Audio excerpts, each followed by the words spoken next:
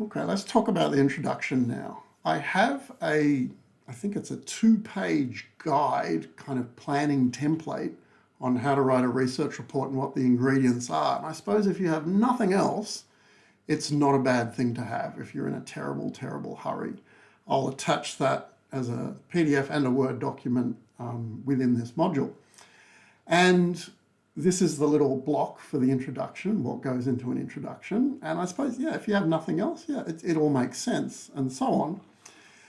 These are the essential ingredients. This is what needs to go into an introduction.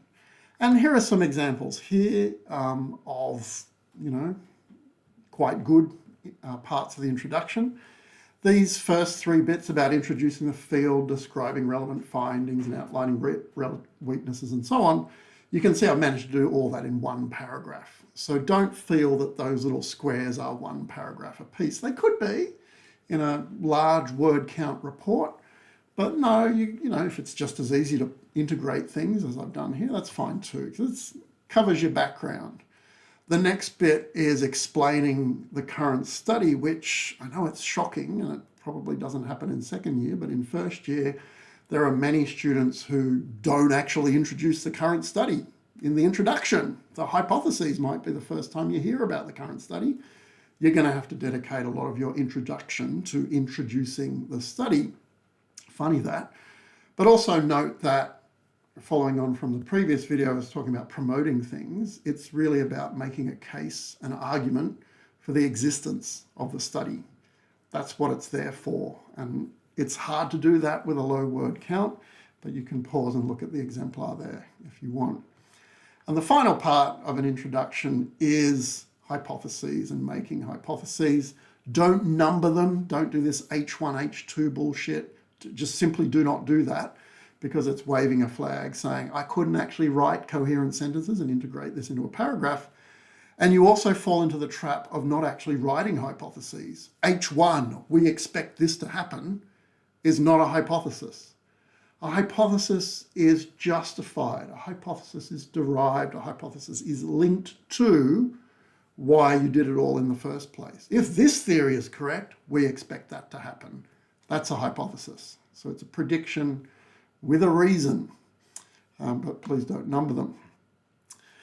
So those are all the components, and I suppose I can summarize them further by saying that, using the same split, we got background, we got big, nice, generous section on the current study, and we got hypotheses. And I've had this guide up for many, many years, the paper version, which kind of summarizes the introduction that way. And I now know, many, many years on, how it goes wrong. And how it goes wrong is this. Students read all that information and say, oh yeah, good, I know what my 3 tasks are. I'm going to make a background, then I'm going to talk about the current study, then I'm going to do hypotheses. Or in the modern age, they use AI to do all those 3 things, and they end up failing the report. None of it makes sense. And I'm like, oh, what did I do wrong? I did background, I did current study, I did hypotheses. What did I do wrong? And the answer is you did them all separately.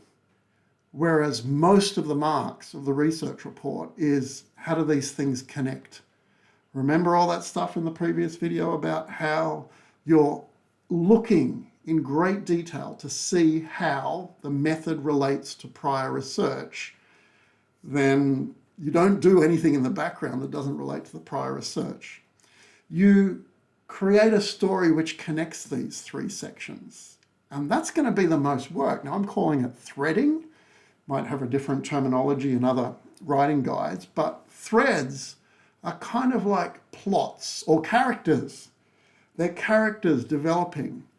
They're important pieces of information which are linked across the sections. And this is how you bind the sections together. And this is how you distinguish yourself from someone who's thought carefully about why this study was done and what it means and what hypothesis it leads to. You distinguish yourself from someone who's just used AI to generate the 3 sections, or who's just written the 3 sections with no care about how well they fit together. Threads bind things together.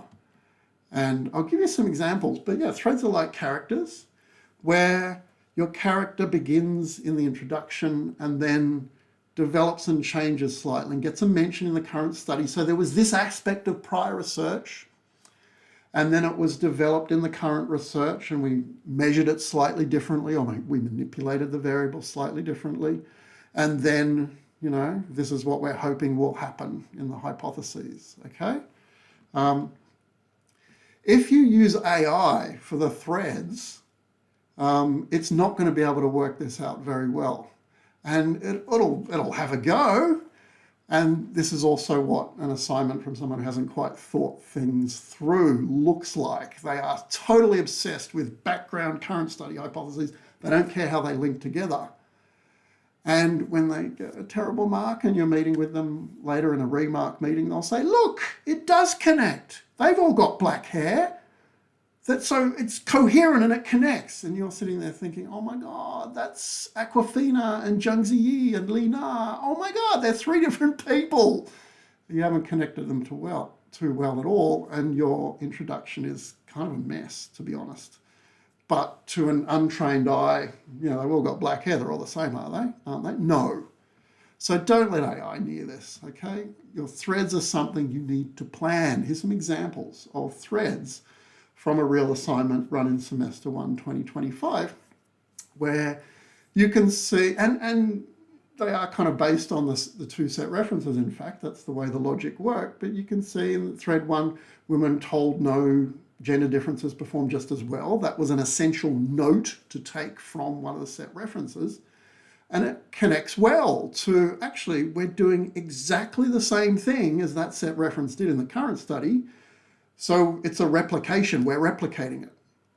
So those top two squares there, thread 1 background, thread 1 current study, it's so obvious. The set reference did that. We're doing the same thing. The names of the conditions were different. I think we called it a gender neutralization condition and the other one called it some normative condition. But other than the names, they were identical. Even the wording was identical. And out of about 1,000 first-year students, I'd say only about 400 noticed that exactly the same condition was copied. There was no threading. They just put this dreary summary of the set reference, a dreary summary of our study, and only about half or less than half the students saw, oh my God, that connects, that's the thread. And that thread follows all the way through to the hypotheses, because then people were very easily able to say, well, we're replicating the condition, so therefore we should replicate the finding. Easy thread. The other thread, the example I've got here, Schmader and Johns had an idea, a theory. We didn't copy their method, but we wanted to test their theory. That was the connection. That's the thread there. And then that followed through to a hypothesis, which wasn't talking about prior results. It was talking about if the theory's correct, then this is going to happen. So that's how you thread. You can see how important it is for doing this, for planning it before you write a single sentence. And you can now understand why you need those comprehensive notes to be able to do anything like this, because your notes are what set you up with the similarities and differences. It's going to help you hugely with the word count, because if you notice that any aspect or detail in your background literature doesn't actually become a thread, remove it. If you're writing a screenplay or a movie and there's a character, quite an interesting character, who appears in the first scene and wow, and then they just kind of disappear and you can't actually think of a purpose for them, you remove the character. Okay, you don't have them pop up right at the end of the discussion. Say, I haven't talked about you for a while, but here you are, spring a surprise on the audience. No, your report has to flow logically. And so if you were struggling with your note-taking about what's relevant and what isn't relevant in terms of the method details, as you plan your threads, now you know that the bit about, oh, why was Caleb saying 27 participants isn't relevant? Where the hell is that going to go? Nowhere. Chuck it out, okay? As you thread, it'll help you get rid of things which aren't relevant. AI, for example, you might think, oh, AI can read the paper for me and summarize it, but don't do that. This is why you're taking manual notes, because AI, yeah, it's just going to generate all this nonsense, which is going nowhere. In terms of the language you use, make sure it's obvious to the reader where the threads are and what the connections are.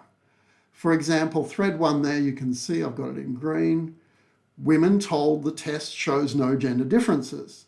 Current study copies about the test being gender neutral. And finally, we should find what Spencer found. So Spencer is the link throughout there. The second one, it's all about this load, the load theory. We've got a load condition. We're going to hypothesize about the load condition. The thing behind my head is what happens, and I don't know, it's probably a bit of AI. Could be AI did this, or it could be something you learned in high school with your essay writing, which said to you, don't repeat yourself. Never repeat yourself. Always say things in a slightly different way to make your writing exciting. I'm not going to argue against that for kind of a entertaining essay, but for scientific writing, please repeat yourself. Please be redundant. Because those coloured examples that my head's in front of at the moment, those are what students submitted when they were trying to thread, and the markers were, oh my God, does this even connect together? Women told test shows no gender differences, fine. When stereotype threat was neutralised, huh? You've said it in maybe there's a connection. When women's anxiety was reduced, which, yeah, they've read well. That is part of the neutralising the threat idea, but it doesn't connect. So be redundant, be repetitive with language to make your threads absolutely clear. Scientific writing is clear and precise in that way. Now I've got 2 threads as an example. One thread is okay. Think of just a thread as a logical theme based on a specific method. The exemplars I showed earlier in this particular video, yeah, they're using just one thread, and that's often fine. If you've got one central innovation, one central change, run with that, go with it. Make sure everything's connected up beautifully, and you can still follow all this advice about throwing out things that aren't relevant to the thread. One paper does not necessarily equal one thread. That's just the example I'm using here. And I think I'm repeating this, but yeah, if any aspect or detail in your background literature review does not become a thread, remove it. Remove those irrelevant characters. The way that we spot threading when we're marking is by looking at connections. Because the connection between the background and the current study, for example, is you pulling details from the background research, previous research, and saying, here are specific things that we're going to replicate or specific things that we're going to do something more about or explore further.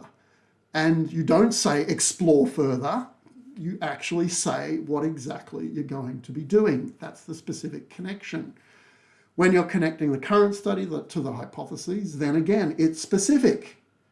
When this happens, we expect this to happen. That's just a clear hypothesis.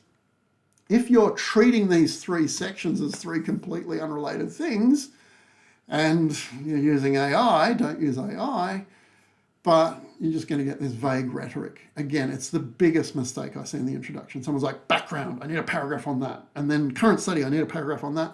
No thought given to threading, no thought given to connections. And when you're reading this nonsense that's vague and rhetorical, you often think, did AI do this? Because AI could do it, and yeah, you want to do better than AI because, weaknesses in past research mean that in the current state, weaknesses in past research without a citation, that's rhetoric. It's vague. You really just read all those papers and wrote down all those details and you don't have a single thing to bring across. Weaknesses in past research, it's a terrible connection. Or you might think the bottom right one there isn't too bad, but there's no specific statement there about what's being tested. Based on prior research is a terrible connection. That's poor threading. Based on what? Tell the marker that you actually read Schmader's paper and you know that their theory is the thing that we're testing. Tell them that. But based on prior research and just a throwaway citation, that's a poor connection. So make your threads clear, connect them well. There's lots of marks in that. Avoid this vague rhetoric. Lots of examples here. Based on past research, inspired by past research. I used AI to generate the rest. It's rubbish, basically, despite the valuable insights offered by previous studies. What? No, you need detail, you need precision. This is just connecting without connecting. It's just putting some filler in there because you don't have a logical flow and you don't have logical threads. If you know, for example, that you need to promote the study as unique, then you'll just be talking about that in very precise language, explaining what the unique things are. But if you're unable to do that because you have no threads, no logic, you haven't planned, you haven't taken thorough notes, you're just kind of all over the place, then AI is going to give you rhetoric. This study introduces a novel perspective that is yet to be explored in existing literature. Oh, dear Lord, no. Okay, don't do that. Okay, people who are getting AI to generate this stuff at the last minute, they're doing that. Distinguish yourself from them. Justify the study as you would an argument. Often talk about this as a logical backbone, fit things together. Fit your whole introduction together, make it coherent. So yes, you can separate it into several tasks, but realize how dependent they are. Clear, detailed language always to connect things. And you can see how it connects back to the general writing guide for the introduction. Once you've done all this and you've got a draft introduction or draft threads, you don't need complete polished sentences, but you need to have every detail set up and the way it will appear as your draft introduction. Well set up. Save a copy, email it to yourself. Keep AI away from it for now. The final thing I want to talk about, because you might be thinking, oh, what, we write our introduction now? Yeah, write your introduction now. Plan it out, at least in as much detail as you possibly can, all the way up to the hypotheses. Do it now, because psychology is facing a crisis. It's called the replication crisis. You have hopefully heard about it already in several different contexts. What's happening is that we're struggling to replicate even some fundamental introductory core type content. Some of the basic things can't be replicated. Stereotype threat, for example, which was the examples I gave. Yeah, can't be replicated.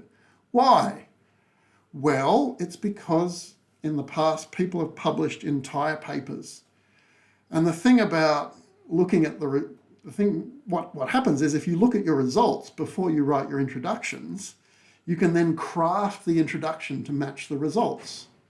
So that whatever it is that you find, you can pretend that you expected to find it. And so the theory is created after the results or the predictions are created after. It's a disaster. It's an absolute disaster. So why is this relevant? Because a huge flaw that I see in research reports submitted in the last few years is students are waiting for the results, seeing what the results are, and then crafting hypotheses to fit the results, which often makes no sense whatsoever, and which completely defeats the purpose, which I've just described in this video, which is your introduction is about building an argument for the existence of the study based on background research and what you expect to find based on the background research or based on a theory that's being tested. That's how an introduction fits together logically, not look at the results and then reverse engineer everything. So finish the full planning and detailing and hypotheses of your introduction before you look at any results, okay?